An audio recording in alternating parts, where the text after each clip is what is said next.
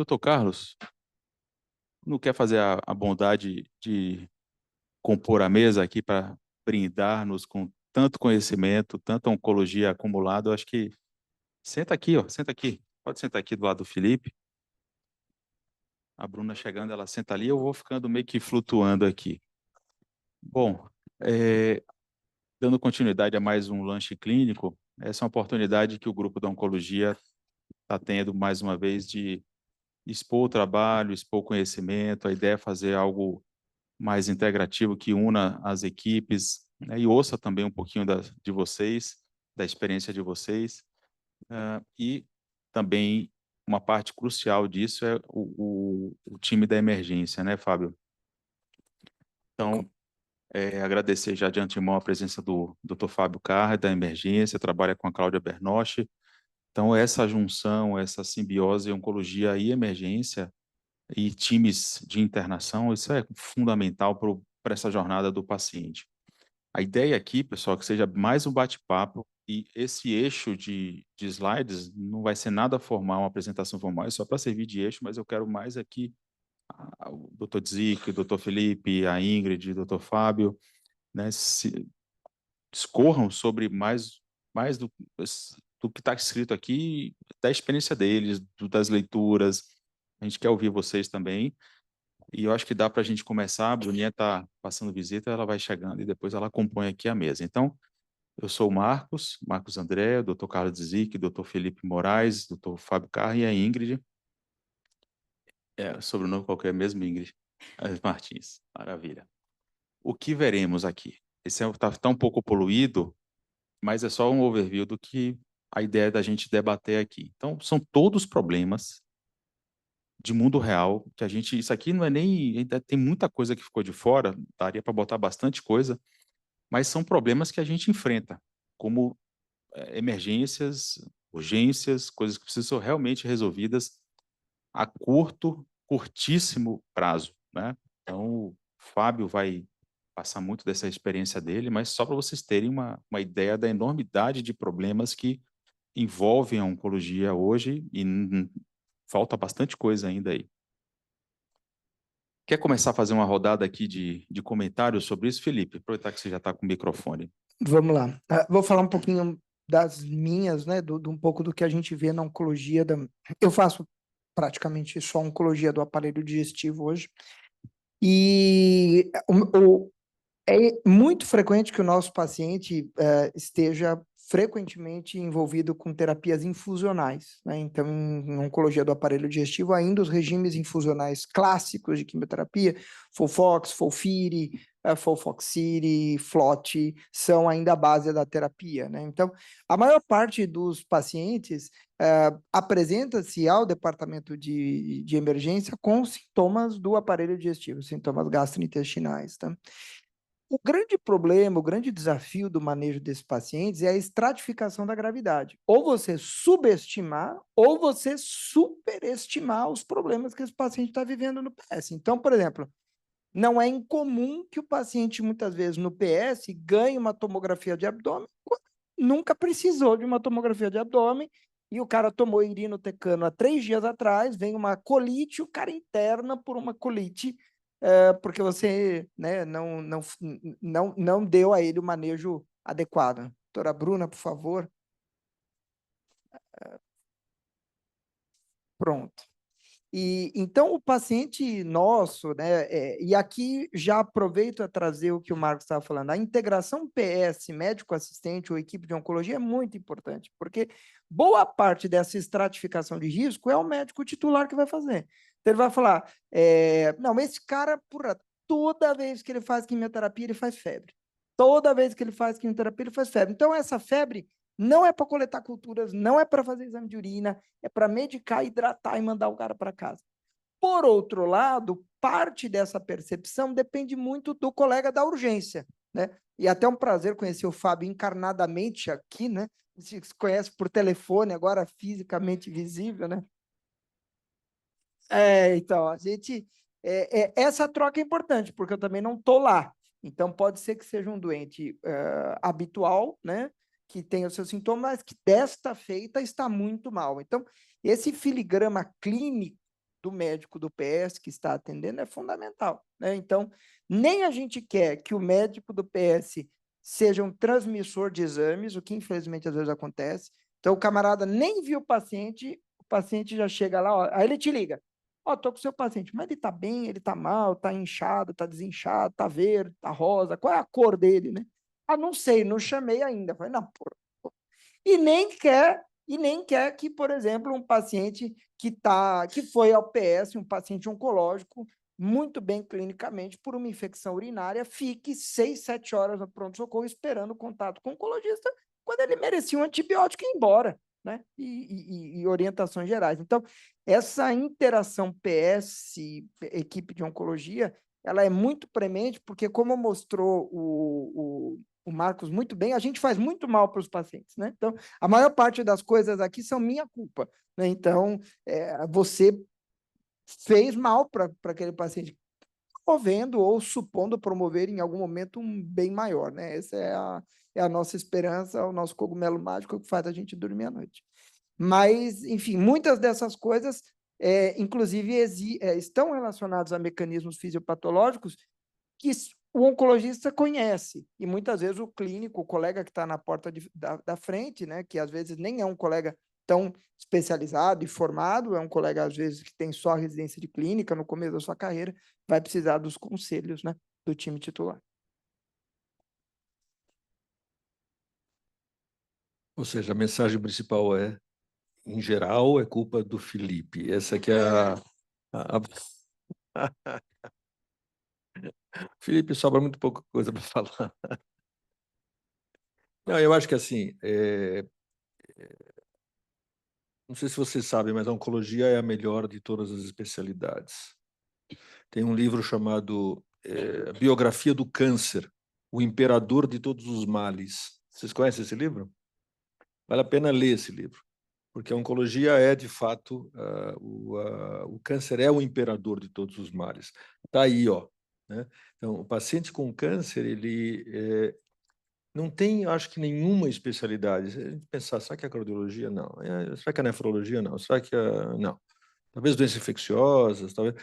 que afeta tanto a vida dos pacientes, tanto o câncer propriamente dito, quanto o tratamento do câncer. Né? Então, nesse final de semana, eu vim aqui ver uma paciente que entrou com uma carcinomatose peritoneal. A mulher não tinha diagnóstico, chegou uma barriga desse tamanho, uma senhora fragilizada, enfim, diabética, né? Isso acho que não tinha nada a ver com o câncer dela, mas com uma baita numa carcinomatose, pediu para avaliar, eu vi junto com um plantonista, com um assistente que estava de plantão, e era uma barriga enorme, com uma quantidade enorme de líquido e sinais numa tomografia que mostravam carcinomatose peritoneal. Sem o sítio primário claro, não tinha uma massa clara no ovário, que era, acho, o mais provável. O tubo digestivo, à luz da tomografia, não mostrava nada, ela não tinha queixa específica disso. Bom, aí a única coisa que chamava atenção é que ela tinha um certo desconforto respiratório, uma barriga grande. Então, o que a gente fez? Pedi para fazer uma paracentese e tirar. Tirou 5 litros, sobrou mais 10, né? Mas tirou 5 litros e ela melhorou. Estava com catéter de oxigênio, conseguiu ficar um pouco sem catéter, e ela tinha uma creatinina de 1 quando ela entrou. No dia seguinte, ela estava com uma creatinina de 4, hipotensa, né? Confusa, uma perfusão ruim, ou seja, ela estava um quadro séptico. Se ela veio com isto para cá, né? Pior do que tudo isso é que ela é uma paciente prevente sênior.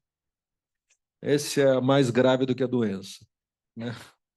Então, ela está na UTI, está com prisma, né? Com hemodiálise contínua, entubada, e eu com a família para tentar explicar por que a conta vai sair R$50 mil por dia, provavelmente. Né?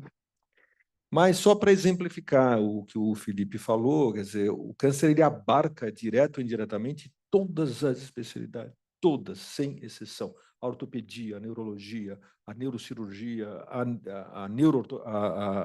a cirurgia ortopédica e tudo quanto é jeito. Né? Então, e isto se apresenta em diferentes locais, em diferentes momentos da jornada deste paciente. Em geral, no paciente com doença avançada, muito mais do que com o paciente com doença inicial, a não ser que a doença inicial traga uma complicação por si só, como é o caso dos cânceres do aparelho digestivo, como quase nunca é o caso da especialidade que a doutora Bruna vê,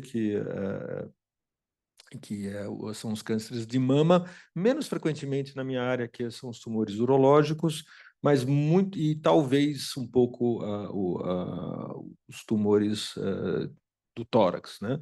Aproveitando a presença do Marcos André aqui. Então, é isto. Esse encontro do nosso jejum clínico hoje faz muito sentido, é extremamente importante, é multidisciplinar, toca todo mundo, todo o sistema financeiro. Câncer é o imperador de todos os males, mesmo, todos os níveis que vocês queiram analisar. Desculpa, gente. Bom dia. Eu cheguei atrasada.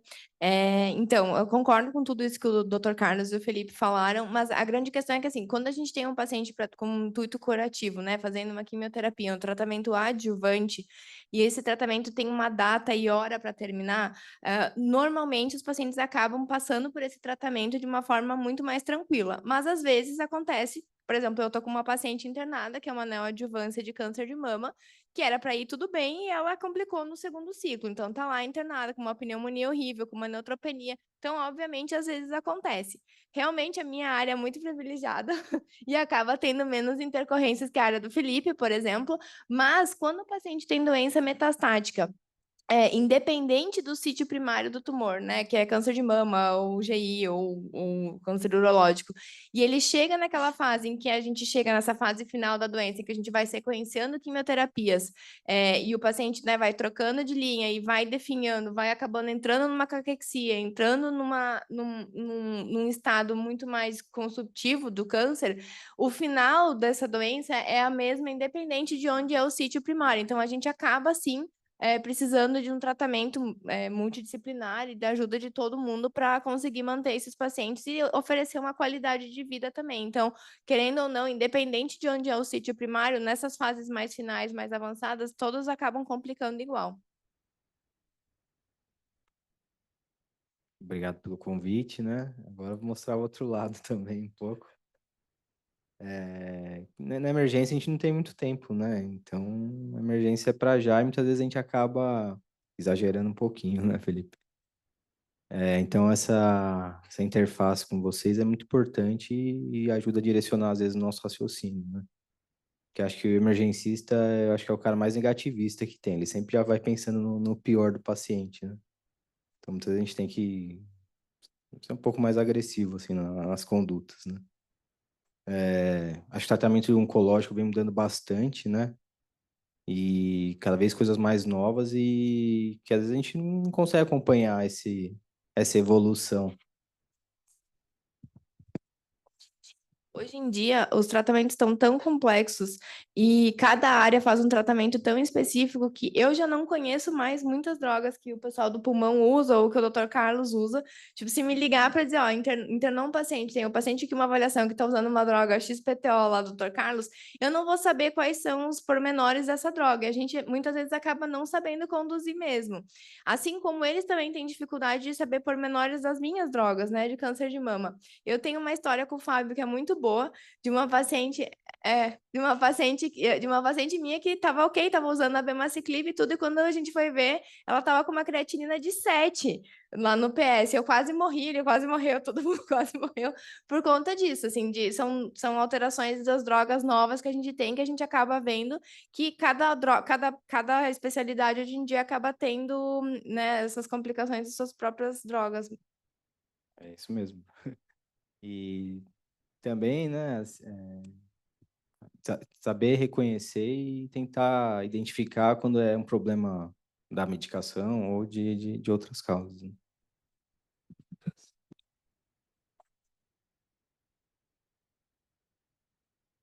Pensando que, né, 90% desses problemas a gente está causando aí com o tratamento oncológico desse paciente, talvez seja uma oportunidade da gente ser mais eficaz no monitoramento desses pacientes, deshospitalizar eles, chegar a menos paciente aqui no PS, com intercorrências que a gente conseguiria manejar no ambulatório, por exemplo, se a gente desse um passo atrás, monitorasse de uma forma mais eficaz, e aí, né, trazendo uma problemática, talvez, para o time assistencial, do como monitorar esse paciente de forma eficaz, né?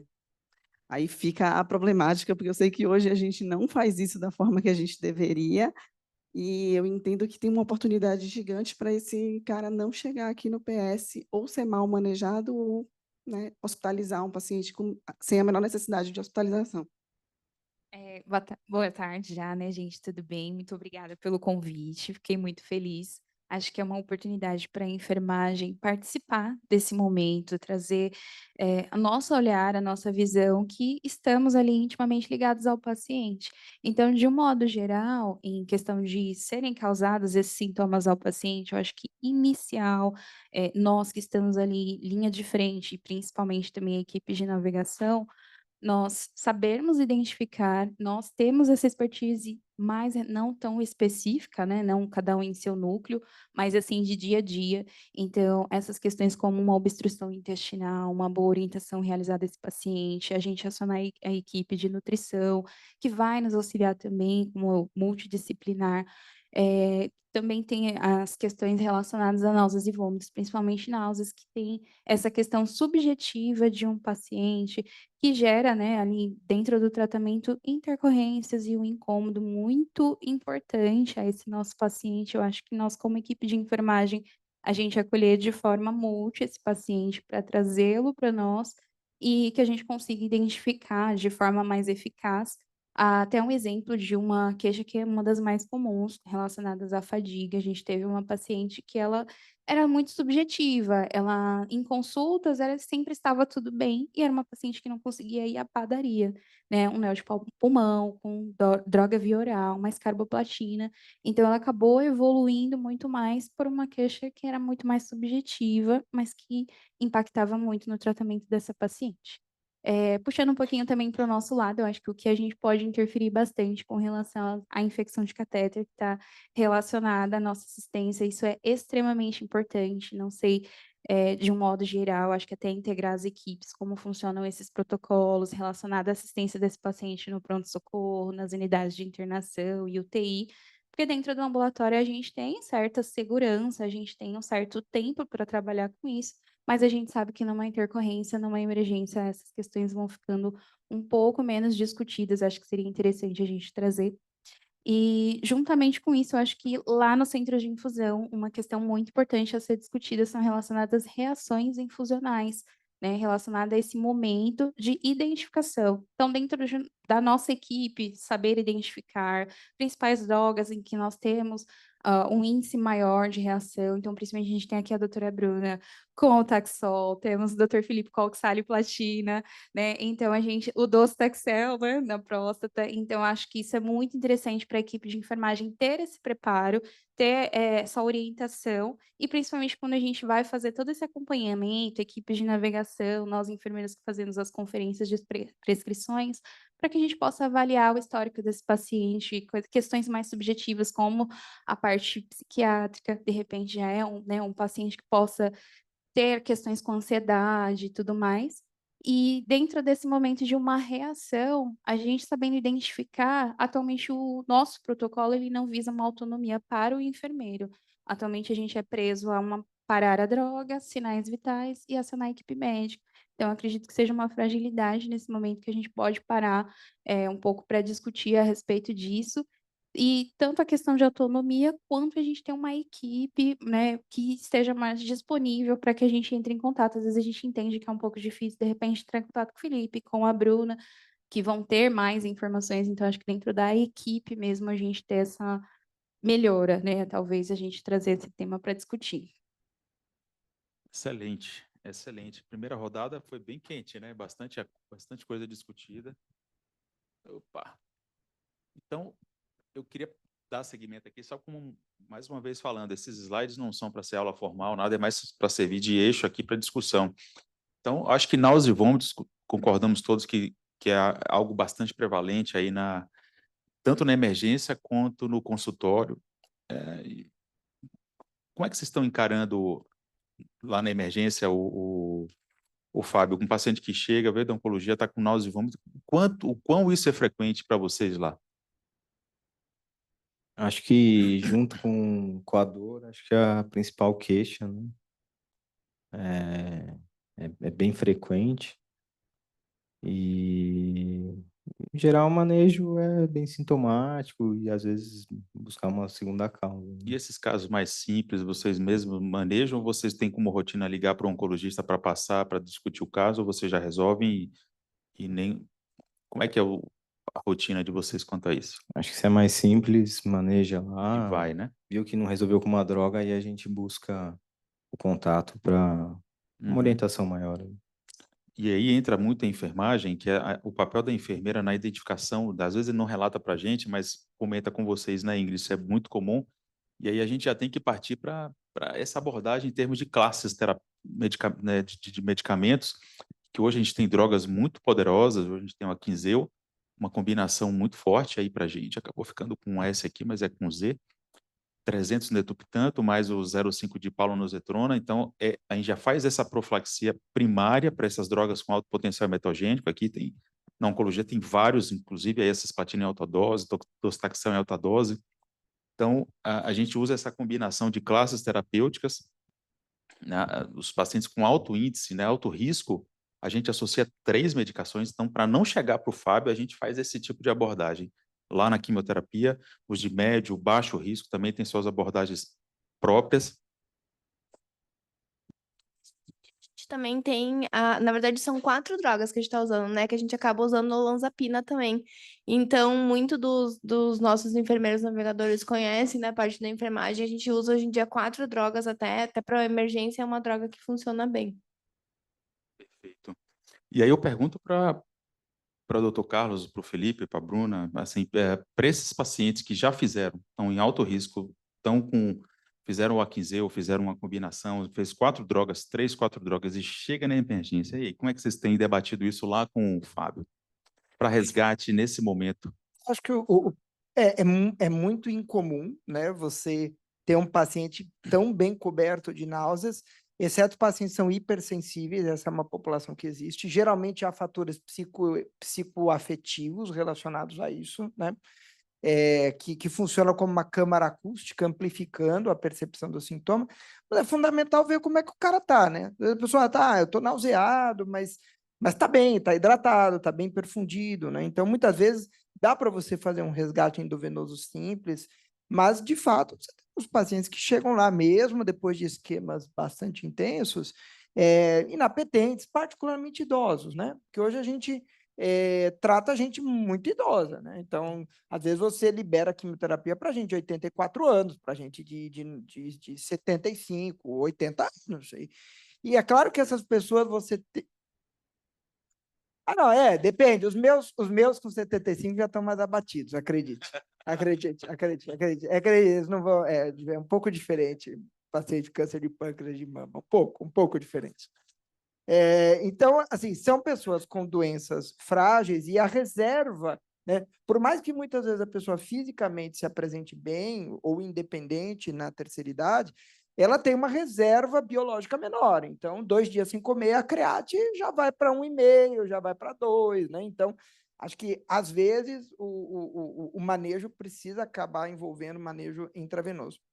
Mas eu queria aproveitar um pouco o que a Ingrid falou e a Tans comentou. Acho que a gente precisa começar também a mudar um pouco o nosso modelo. Talvez uma boa parte daquilo que hoje a gente manda ao PS não deva ir ao PS, deva ir para o centro de oncologia. Porque é o que o Fábio falou. O cara do PS, ele está ali na grande fronteira. Ele é a barreira entre o caos e a ordem, né? Então, o cara, ele não tem tempo hábil para descascar todos esses abacaxis. Então, olha, protocolo. É assim que você faz o negócio com segurança. Então, talvez o nosso centro de infusão, e a gente está lutando diariamente por isso, ele vai ter que mudar de um centro de infusão para um centro de oncologia, né? O centro de infusão faz infusão de remédio.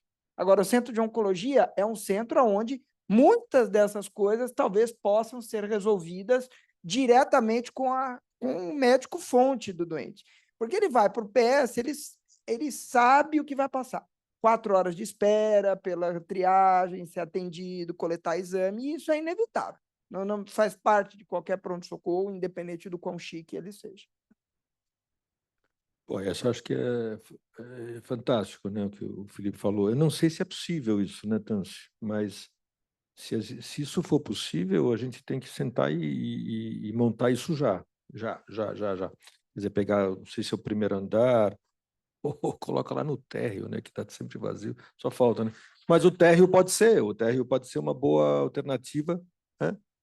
Oitavo andar. Quer dizer, o paciente chega e a equipe da oncologia que vai fazer a triagem se esse paciente é um paciente de emergência, a ponto de ir para o pronto-socorro ou não, né? Agora, eu não tenho na minha... Eu já tinha esquecido essa história de náusea e vômito. Ou... É, vocês estão... Eu acho que, assim... Não, eu estou falando sério. Com esses remédios que a gente usa, é raro a náusea e vômitos. Gente, vocês não sabem o que é náusea e vômito de quimioterapia, desculpa. Vocês não conhecem essa história, vocês não estavam vivos ainda. Mas a gente usava cisplatina em dose alta, não tinha era metoclopramida em dose alta. Você tirava o paciente de uma situação de náusea para uma situação de síndrome extrapiramidal, né? Porque o cara não conseguia ficar de pé andando, mas não era de náusea. Ele estava táxico de tanto plasio que você usava. Então, vocês não sabem o que é náusea e vômito de quimioterapia. Não é essa coisa meia fresca que vocês estão vendo aí, não. Não era tanto assim. Eu queria dar, uma mensagem que eu queria dar para a Ingrid, e eu adorei o teu comentário. É difícil dar para vocês mais autonomia, não porque a gente não queira, porque eu acho que essa equipe aqui é maravilhosa, de enfermagem, super bem treinada, e a enfermagem de oncologia é uma enfermagem diferenciada. A tua lei não permite isso, né? Então, eu não estou acostumado, mas eu vivi um outro sistema, a Bruna viveu um outro sistema lá fora também, onde a enfermagem, não sei se na Itália era assim, mas nos Estados Unidos a enfermagem de oncologia tem muito mais liberdade, muito mais autonomia, né? Para julgar certas situações, e quer dizer, aqui a gente não sei, acho que a gente não tem isso, né? Mas a criação de um centro, de uma triagem oncológica, né? Mais rápida, né, Tansi? Quer dizer, eu vou esperar a autorização do plano para ver se eu posso dar. O cara está lá, então vai para o pronto-socorro, mas o pronto-socorro não demora 3 horas. Quer dizer, o pronto-socorro tem uma inércia louca, né? Vocês já foram no pronto-socorro? Você ainda no pronto-socorro às 8 horas da manhã, aí você vai sair às 6 horas da tarde, meu, né? Precisa fazer exame para todo mundo? Não, precisa, não, mas o colega, coitado, está lá atendendo. Mas atualmente, vocês estão com uma rotina de 10 mil atendimentos por mês, né? Chegou a 12. É,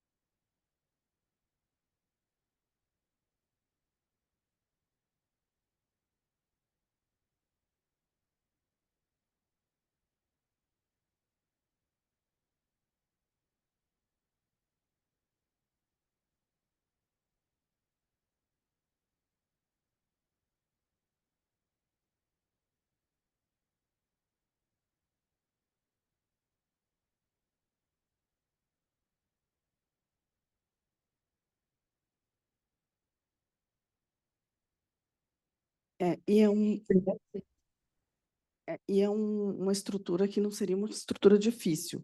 É a estrutura que a gente tem hoje e consegue comportar esse doente. Há vários desafios de convênios e autorizações, mas existe um ponto que, se a gente tiver uma farmácia satélite, um consumo ao setor, a gente tem insumos que eu consigo abraçar essa demanda, que são ali cobrados de forma que a estrutura do setor vai ter aquilo como que a gente chama de consumo ao setor, não vai na conta do paciente, mas vai na conta daquele montante, né? Acho que isso é um ponto e a gente precisa evoluir para desafogar o PS e abraçar o doente mesmo, né, eu reforço a ideia de ter um contato de monitoramento fonado, porque eu tiro ele não só do meu PS, como em outro. Se for perto da casa dele, ele vai para uma pessoa que não conhece ele, que não tem acesso ao prontuário dele, e que vai provavelmente fazer o manejo da forma que conseguir fazer, não direcionada àquele doente, né? Tem um ponto de atenção em relação a essa estrutura, eu já vi isso acontecer, porque na hora que você começa a tratar muito bem esses pacientes com essa coisa, cara, vocês vão trabalhar muito, hein? Vai encher a casa, porque por muito... Ele não quer mais ir no PS. Na hora que você cria uma estrutura favorável, as pessoas vão começar a ir, por causa que está com cefaleia, por causa que vomitou 3 vezes, porque evacua 3 vezes, enfim, coisas que jamais levariam ao pronto-socorro.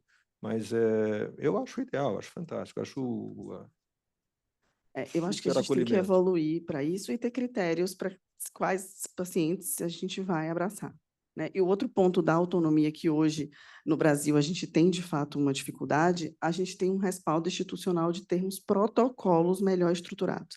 Então, hoje, se eu tenho um protocolo de reação infusional que me permite que a enfermagem identifique a reação e fale, eu preciso abrir o protocolo de reação infusional.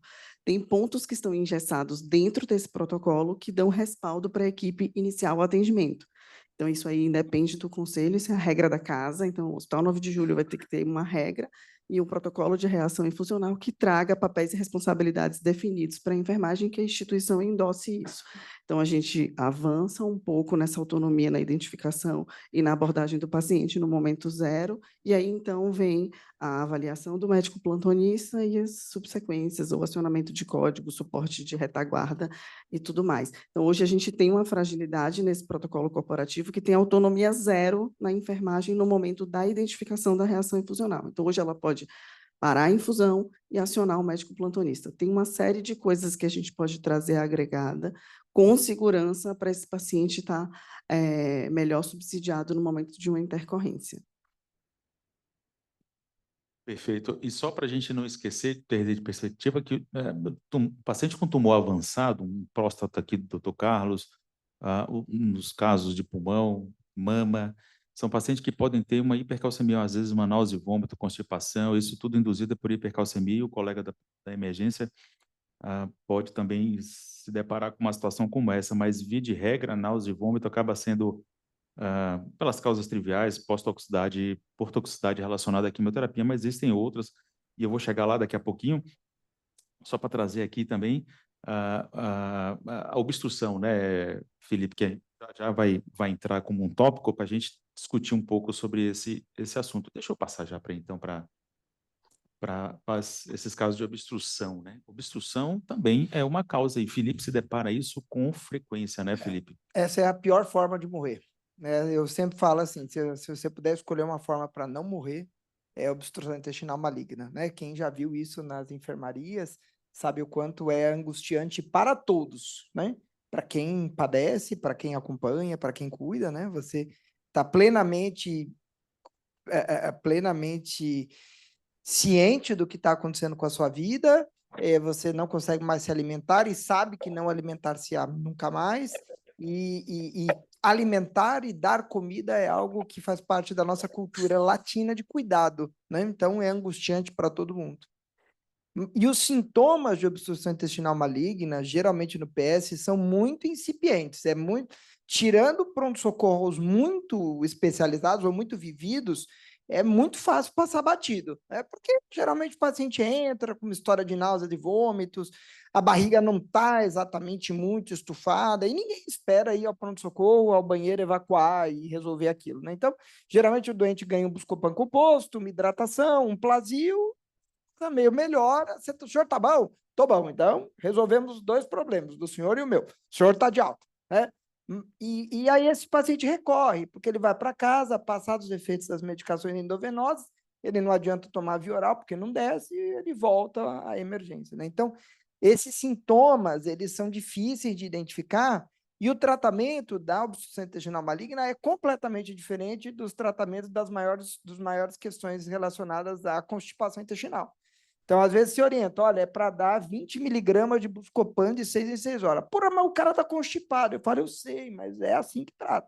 Vai dar dexametasona 8 miligramas por dia, não é para dar Plasio, não é para dar laxante, não é para dar porque é contraintuitivo isso. Então, a obstrução intestinal maligna, eu acho que é uma situação onde, muito frequentemente, o colega da clínica médica precisa do especialista. E o cirurgião também, porque, às vezes, também o cirurgião, né, o Bruno já passou, a Bruna já passou por isso na enfermaria, o cara está em obstrução maligna, o cirurgião, não, isso aqui vai sair, faz isso, e às vezes coloca a vida, né, coloca em perigo toda aquela jornada terapêutica, distendendo mais o abdômen. Então, é uma intercorrência no PS muito específica do oncologista, né? Muito específica. E desafiadora em todos os seus aspectos. E aí, Fábio, essa bronca aí? São casos complexos. É que geral vai chegar para a gente em um quadro mais avançado, como o Felipe falou, já com bastante dor, bem distendido, né? E aí acho que a conduta a gente acaba conseguindo sempre com o contato, né? Telefone. Doutor Carlos, quer comentar alguma coisa? Não, eu ia comentar. Eu acho que essa é relativamente fácil. Você põe uma sonda e chama o cirurgião, não tem muita coisa, né? Hidrata o paciente, né? Mas acho que não tenho nada para comentar. Todos os pacientes, obviamente, são pacientes do Felipe, né? Eu não tenho muita. Às vezes da Bruna, né? Um ovário, um estômago, Logo da Bruna. eventualmente um pulmão, é raríssimo, mas acontece. Bom, Ingrid, você quer comentar alguma coisa nesse sentido? Nesse sentido, né, da obstrução intestinal, eu já tive experiência de trabalhar no pronto-socorro e é realmente um paciente bem mais difícil da gente manejar. Acho que tantas questões psicossomáticas, nesse caso, elas são muito mais importantes. É muito difícil para você abordar um paciente que você vai ter que passar uma sonda, orientar um jejum. São realmente condutas muito diferentes do que manejar uma constipação. Então, acho que nesse sentido, a gente, como equipe ali que acompanha o paciente, esse apoio, essa orientação, acho que vai muito além nesses casos. Queria só acrescentar um ponto bem clichê, é clichê o que eu vou dizer, mas nós, médicos, estamos perdendo o hábito, né, de pôr a mão nos nossos doentes. Estamos perdendo esse hábito, né? A telemedicina, entre outras coisas, estão nos afastando, né? As tomografias fáceis e baratas. Um dos principais critérios para você que já conhece o seu doente é pôr a mão na barriga dele. Você fala, não, tá melhor. Né? Então, às vezes, a gente vai na enfermaria lá, não, lava a mão, põe a mão na barriga do doente. Aí, quando você põe a mão, vai melhorar. Né? Hoje mesmo, para quem conhece um dos pacientes nossos que faz tratamento de câncer de pâncreas, tratou um bom tempo com FOLFIRINOX. Quando a gente desintensificou um pouco o tratamento, progrediu. Internou na vigência de obstruir uma obstrução intestinal, mais ou menos assim, já começamos Genzara Abraxane, e hoje veio a clínica, foi pôr a mão. Doutor, estou melhorando? Foi pôr a mão na barriga dele. Certamente está melhorando, porque a tua barriga é outra. Então, esse toque clínico, o exame físico ainda tem seu valor em oncologia, ainda tem seu valor. Você repara que a gente só discutiu coisas gastrointestinais. Você vê como Tô sabendo. Nada Tô pessoal, sabendo, tá, Felipe? sabendo. Agora vamos falar de diarreia. Diarreia, você vê, esse é um grande problema também no dia a dia do paciente, às vezes é subvalorizado. A gente começa a observar aqui, observem o grau de toxicidade. Você imagina um paciente. Claro. Eu posso só aproveitar que Opa. toda vez que eu dou aula de diarreia, eu falo assim: olha só, às vezes a gente escreve no prontuário ou lê num estudo assim, essa droga dá 50% de diarreia grau 2. Nós fomos treinados de que grau 3 igual grau 4 é coisa grave, e que grau 1 e grau 2 é coisa leve. Olha só, grau 2, em pacientes sem colostomia, é de 4 a 6 evacuações por dia. Você consegue imaginar você estando bem, indo ao banheiro 6 vezes num dia? Putz, é grau 2 no dos outros, né? Porque, grau 2 no seu, 6 vezes por dia você vai ao banheiro, é uma puta diarreia. Então, a gente tem que tomar cuidado com isso, né? Porque, é um grau 2, mas um grau 2 pode ser um transtorno que impede o cara de trabalhar, impede o cara de ter convívio social, de ir com a esposa ao restaurante, ir com os filhos, né, em ambientes. Às vezes a gente faz mal essa avaliação, né? Quase sempre. Eu vou aproveitar que tem bastante enfermeiro e o CTC está na tela para fazer um apelo que, por favor, graduem em toxicidade. Isso é de extrema importância. Às vezes a gente está ali preenchendo sem saber o real gabarito disso e a importância que isso vai ter no desfecho, na meta terapêutica desse paciente. Hoje a gente pega um prontuário de paciente que está graduado, que não condiz com a realidade, a gente não olhou o doente, a gente perguntou e se conformou com essa resposta. E aí a gente vê um plano terapêutico não tão eficaz assim para aquele doente. Bruna, e aí, Bruna, você está lá... Oi? Ô, Bruno, perdão, eu olhei, fiquei com a Bruna na cabeça. O Ingrid, você está lá no centro de infusão e aí o paciente começa a relatar isso para você e como é que é a rotina de vocês? Vocês ligam para o médico, comunicam, doutor, você está sabendo? Como é que é essa rotina de vocês? Sim, realmente, aí casos que chamam bem mais a atenção da gente. Eu acho que essa questão que ele levantou é muito importante, de 4 a 6, não só no paciente jovem, mas principalmente no paciente idoso que usa fralda, que tem outras questões associadas. E aí acho que vale realmente dessa orientação e aí entrar em contato. Atualmente, a conduta que a gente vem seguindo mais é atormentar os navegadores. Então, diariamente, Não, mas isso fulano, fulano. Não o vejo nenhum paciente chegou problema aqui nisso. com uma queixa X, Y, o que que a gente pode fazer? Já foi comentado em consulta, então, inicialmente a gente toma essa primeira conduta, mas é essencial, acho que isso que a Tansy levantou, de que como a gente faz essa graduação, a gente tem um documento que norteia essas perguntas, mas eu acho que a forma que a percepção em que a gente interpreta esses dados, elas são extremamente importantes, de saber explicar para o doente qual é a importância daquilo que ele está relatando. Às vezes ele é mais subjetivo ou ele pode ser mais exagerado. Então, acho que cabe a nós a gente direcionar esse questionamento para que a gente tenha uma resposta fidedigna e aí sim atingir a terapêutica mais adequada. Cíntia, você está com a mão levantada, quer falar alguma coisa? Cíntia é oncologista do Centro de Oncologia também. Oi, pessoal, é Cíntia Lemos, eu sou oncologista clínica e estou integrando aí no grupo recentemente. Eu vou dar minha contribuição, embora eu acho que foi tudo muito bem ponderado pelos colegas, e eu não vou conseguir ficar até o final, mas eu queria trazer um pouquinho, né, de tudo isso que a gente conversou. Eu acho que eu tenho uma veia muito pronto-socorro, porque a minha formação, eu trabalhei muito em PS, e o paciente oncológico no PS, ele é como uma mulher grávida, né? A gente não sabe se faz bem, se faz mal, se o remédio que eu vou dar vai fazer interação ou não. E aí até tem uma fala da Bruna que eu replico aqui, né? A gente está tão subespecializado dentro da oncologia que a gente desconhece até mesmo efeitos colaterais de outras drogas oncológicas que não está muito no nosso escopo, né? Então, acho que me colocando aqui no lugar de quem está no PS, né, que não é oncologista, eu acho que tem alguns alentos aqui. O primeiro alento é que, de fato, os próprios oncologistas não conhecem todos os efeitos colaterais das drogas, depende muito da área de atuação, então está tudo bem com isso.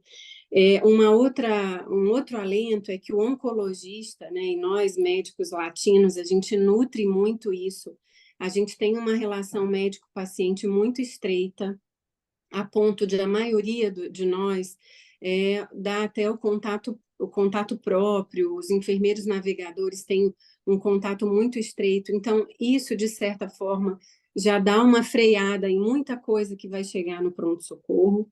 E um terceiro alento, que eu acho que é o principal, é essa via de ligação do pronto-socorro para nós, né? Então, assim, a gente está 100% disposto. Eu acho que, em prol do paciente e até mesmo para salvar o tempo do socorrista que está ali naquele mundo confuso, turbulento, às vezes ele não vai ter o tempo de pensar, e para nós é uma via muito mais rápida, né? Então, às vezes, a ligação vai fazer mais sentido, né, para trocar uma ideia, não, esse paciente eu já conheço, pode deixar, eu manejo, eu tenho contato dele, pode fazer isso e pode liberar que está tudo bem. Né? Então, eu acho que essa proximidade faz toda a diferença E eu quero aqui também dar um outro brilho para o PS, né, que é o brilho do diagnóstico, né? Quantas e quantas vezes um paciente com câncer de ovário, um paciente até mesmo aí do Felipe, né, que acaba chegando com uma carcinomatose peritoneal, ou às vezes uma lesão hepática que era desconhecida até então, sem sintoma, ou até mesmo incidentaloma, né, doutor Carlos, como as massas renais, que às vezes ele vai fazer um exame, uma ultrassom para outra coisa, e aí acha uma lesão renal que não é infrequente. Então, eu quero dar aqui também, né, o crédito para o colega do PS, que muitas vezes faz o diagnóstico, e ele inicia, muitas vezes, ele encurta o tempo desse paciente, porque uma vez que ele consegue detectar e a gente consegue colocar esse paciente na rota da oncologia, a gente já salva muito o tempo para o diagnóstico, o tempo para fazer uma biópsia, o tempo para o primeiro tratamento. Então, eu acho que o PS ele está muito ligado à oncologia, eu acho que é um binômio perfeito, e eu me coloco aqui à disposição, né? Não, em qualquer dúvida, em qualquer necessidade, me coloco à disposição para ter essa via muito curta aí. Eu e a equipe inteira, a gente é muito disponível, né? E agradecer porque nesses 3 meses de 9 de julho, eu só tenho experiência boa para falar do PS, né? Eu acho que em meio a toda a turbulência, eu fui sempre acessada, eu sempre, quando mandei cartinha, os colegas sempre trocaram ideia. Então, eu acho que é isso, eu acho que essa relação é o que vai fazer a oncologia ter uma garantia de uma boa assistência e também um alento para os colegas do PS. Muito obrigada aí a todos. Ô, Cíntia, aproveitando esse teu gancho, né? Eu tenho um interesse especial também nessa interface da oncologia com o hospital. E a gente tem um privilégio aqui de trabalhar numa rede integrada, né? E a gente tem algumas potências que a gente pode explorar e que a gente vem cada vez tentando explorar mais, né? Então, uma primeira forma de integrar é impossível você ser especialista em tudo, a Cíntia botou isso muito bem. Se o sujeito do pronto-socorro está preocupado, o oncologista também está, então está todo mundo junto nessa preocupação.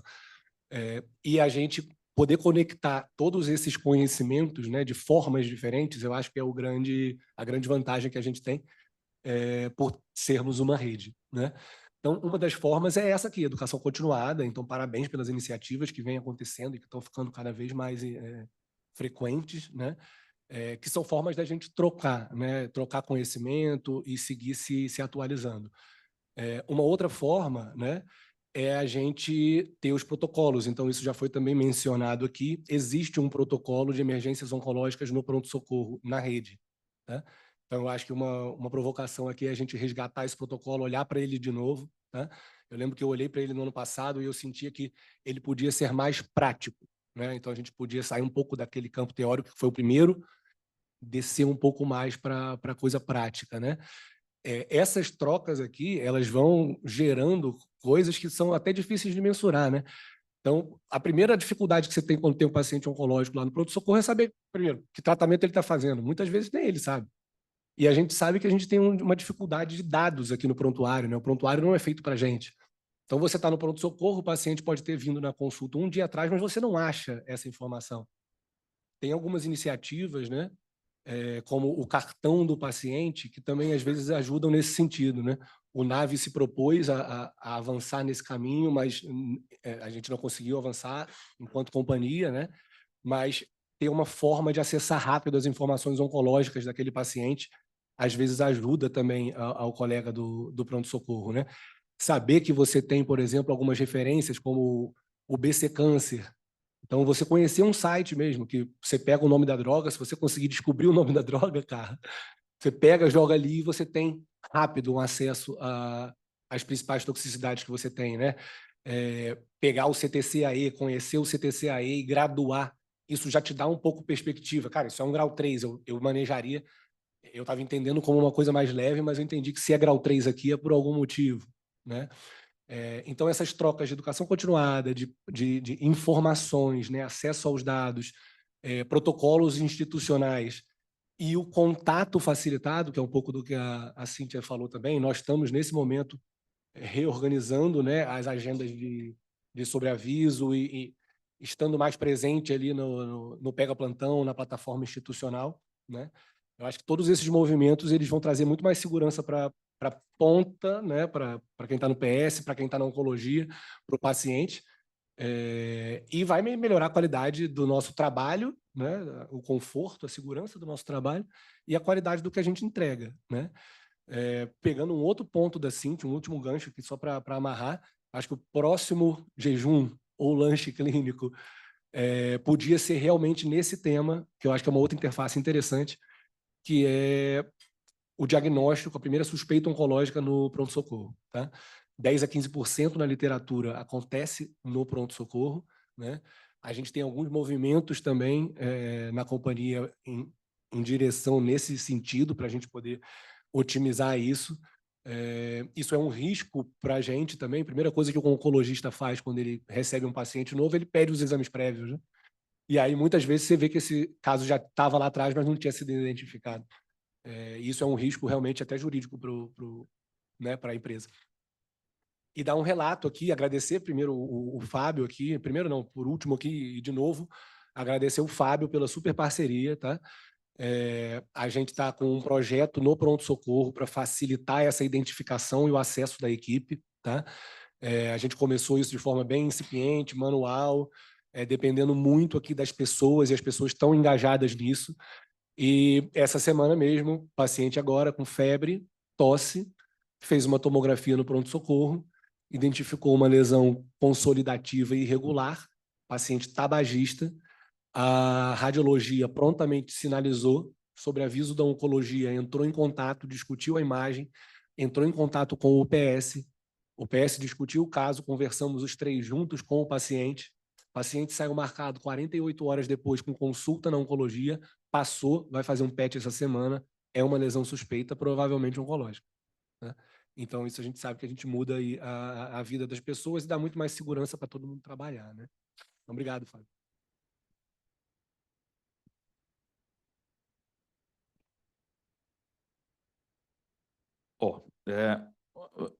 Não vai dar para discutir tudo. A gente só ficou em gastrointestinal. A gente vai ter que fazer um emergências oncológicas 2 e 3, provavelmente até o final do ano, até pela questão do tempo, para mergulhar com profundidade, ter tempo para a gente fazer esse bate-papo.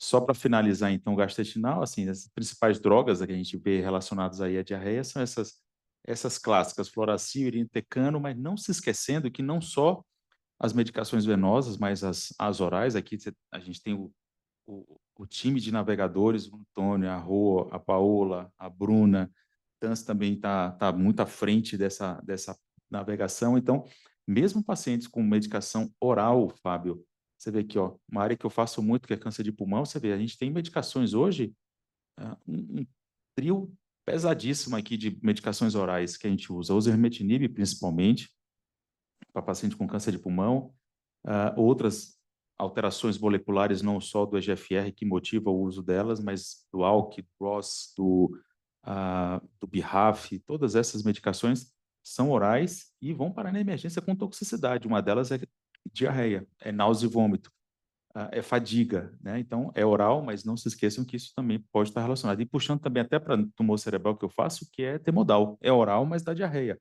É oral, mas dá náusea e vômito. Então, só para a gente não se esquecer que não só as venosas, mas ter essa investigação que os colegas da emergência já fazem e as enfermeiras navegadoras, os enfermeiros navegadores ajudam muito nessa monitorização dos efeitos e a gente faz essa triangulação navegação, paciente, oncologista. Tem outras causas da diarreia, que a gente já falou um pouco sobre isso tudo, não vai dar tempo, então eu vou deixar para uma próxima para a gente começar a mergulhar nas outras. Então, talvez a gente avance nas emergências neurológicas e o que for dando, a gente deixa para um segundo e um terceiro momento é o pretexto para a gente se encontrar novamente e até para ter tempo de todo mundo almoçar, porque já está dando 1 hora, então, só para não ficar ruim. Queria ver se alguém tem mais alguma pergunta para a gente fazer uma rodada final de perguntas e respostas aqui. Alguém quer perguntar alguma coisa? Tansi, com certeza. Não, Tansi? Não? Bruno? Ingrid? Comentários finais, rodada final. Ótimo. Então, realmente é uma discussão extremamente interessante, ter essa integração, né, de um paciente oncológico com o pronto-socorro, realmente trazer para vocês que nós temos aumentado as nossas emergências e a questão da comunicação ela é extremamente importante. Então, a gente vem orientando, entrando em contato, passagem de casa, eu acho que isso facilita, né, a ida do nosso paciente para o pronto-socorro e a gente melhora a qualidade do atendimento dele, a experiência que ele tem, que a gente ainda tem essa visão de 4, 6 horas. Então, de repente, um paciente que vai bem encaminhado é um paciente que vai ter uma assistência muito melhor.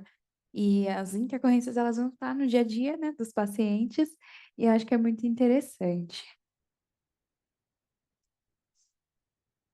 Tinha prometido para a gente já falar sobre reações infusionais. Então, a Ingrid falou docetaxel, Taxol, oxaliplatina, mas essas novas drogas, essa nova leva de medicações, e uma delas é o amivantamab, que é quase 95% de reação infusional na primeira infusão. Por isso que se divide e fraciona a primeira dose em 2 dias consecutivos, dada a frequência e dada a gravidade. É realmente algo muito grave relacionado ao amivantamab, mas uma equipe preparada não é impeditivo. Já tive alguns casos, e é absolutamente, só acontece milagrosamente no primeiro ciclo, depois passa.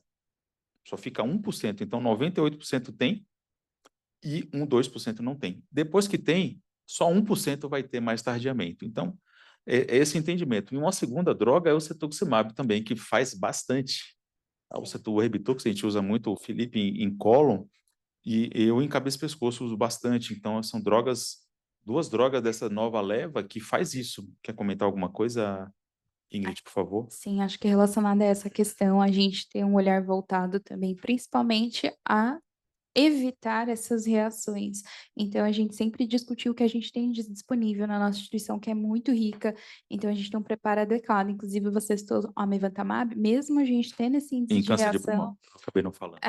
mesmo a gente tendo esse índice de reação, ainda é uma infusão de 3 horas a cada vez que o paciente retorna.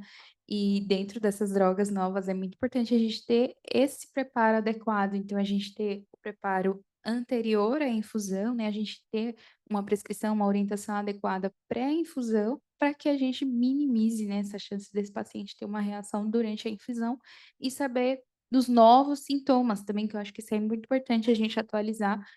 Até a gente tinha citado a questão do protocolo, ele tem ainda algumas literaturas que não trazem todas as questões que podem ser relacionadas a uma reação naquele momento. Então, às vezes, uma coisa simples, uma cefaleia, você não relaciona, às vezes, a uma reação adversa. Então, acho que isso é muito importante a gente se apropriar muito mais disso e trazer para os nossos protocolos atualizações nesses temas.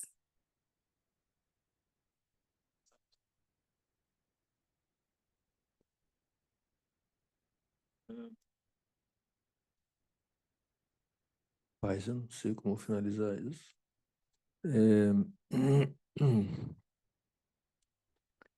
Eu gostei dessa ideia de a gente colocar um pronto-socorro perto da gente. Eu acho que isso, de uma certa maneira, resume em grande parte os dilemas, né, que o Marcos trouxe, né? Porque, por várias razões, quer dizer, são pacientes que têm maior chance de ir mais frequentemente no pronto-socorro. E, gente, a visita no pronto-socorro é um desastre para a maioria das. E não é culpa de vocês, quer dizer, você submete o indivíduo a uma carga de trabalho, uma frequência de coisas, de controle, não sei o quê, fica, e vai ficando, né? O paciente vai ficando. Você fala com ele de manhã, vai no pronto-socorro. 6 horas da tarde ele está lá ainda, né? E esse é um jeito de a gente acolher melhor, trazer os pacientes mais para perto mais para perto de nós, e deixar as verdadeiras emergências que necessitam mesmo de um atendimento que vai ser rapidamente visto por vocês, quando for necessário, né? Acho que isso eu deixaria como mensagem e missão para nós, tá? Nós temos que agilizar isso, né? Acho que a gente tem muito a crescer e aprender. Acho que essa reunião mostrou isso, que a gente tem vários pontos de vista. E acho que sim, a história do pronto-socorro oncológico, acho que é algo que eu acho que até a instituição está pensando aí, né? E acho que vai facilitar muito o atendimento do paciente, né? O grande problema que eu acho, Tancê, não é nem assim, você tem estrutura física, você tem os médicos à sua disposição, você tem aí o corpo de enfermagem. O problema são os fluxos administrativos, sabe, dessa coisa. Cara, de tirar o couro de qualquer um. Você não, simplesmente fica, você não consegue andar, né? É muito difícil isso. Acho que isso que engasga tudo, né? O pronto-socorro tem uma diária total, não tem? Quer dizer, o paciente chega e o hospital cobra da fonte operadora um X e tenta mais ou menos transitar respeitando a sua meta de margem de lucratividade também. Quer dizer, talvez na oncologia a gente poderia oferecer alguma coisa com uma taxa menor, porque vai ser menor, né? E talvez atrair as operadoras para contemplar isso, né? Para promoverem isso. Não sei, uma ideia.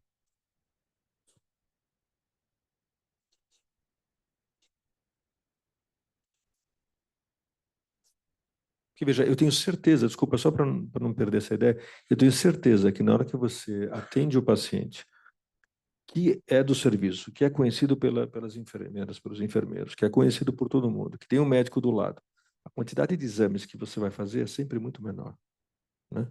Muito menor. Então, em termos de custo-efetividade, sinistros, eu acho que é interessante a gente levar um projeto desse para as operadoras, entendeu? Para não ter tanto entrave administrativo, né? Queria parabenizar o Marcos, né? Acho que esse é um tema incrível, acho que é uma coisa que congrega o hospital. Espero que a audiência, eu não estou vendo, mas que acho que teve uma boa audiência, bastante gente, quer dizer, isso é uma coisa de interesse, né, do corpo clínico, um aspecto importante de interação, né? Porque é uma doença que ela traz, né? Ela é o imperador de todos os males. Gostaria muito de agradecer, usando aqui as palavras do Dr. Carlos, agradecer o pessoal à distância, bastante gente interessada no assunto. Agradecer a vocês, assim, a sala estava cheia, isso demonstra um interesse institucional, né? Tanto enfermeiras da oncologia, mas vários colegas dos andares aqui que deu para ver. Isso é muito interessante.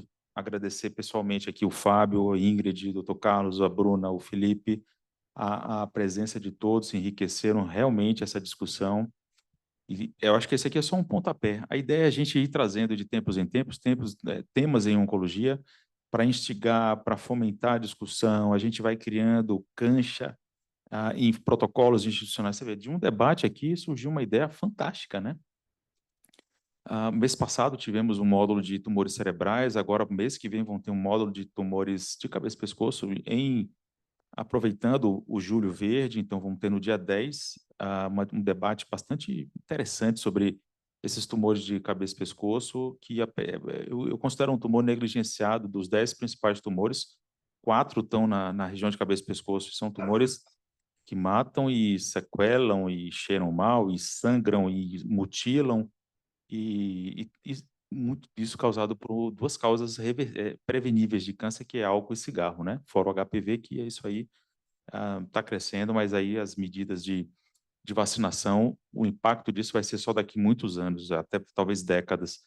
Mas é isso, a ideia da oncologia é ir trazendo temas de interesse institucional, debatendo, fazendo um brainstorm aqui para a gente ir tendo ideias até de gerar protocolo, de gerar novas iniciativas, agregar os times corporativos, né? Não ficar uma coisa tão fragmentada e dando liga. E todo mundo conhecendo. Eu não conheci o Fábio pessoalmente, conheci nessa jornada, e vários colegas também que a gente vai conhecendo nessa caminhada. Então, certamente, o Dr. Carlos, Bruno, o time como um todo da oncologia a gente tem uma linha de eventos aí até o final do ano. Eu só falei aqui os que eu me lembrava assim rapidamente, mas vão ter certamente outros. Fiquem atentos aos murais dos elevadores. E Fábio, conte com a gente está, o time todo fica à disposição. Transmita a doutora Cláudia Bernoschi nosso abraço e o agradecimento. Tá? Obrigado a você aí mais uma vez, a Ingrid, o Carlos e a todos que estão aqui presencialmente e à distância. E até a próxima. Muito obrigado.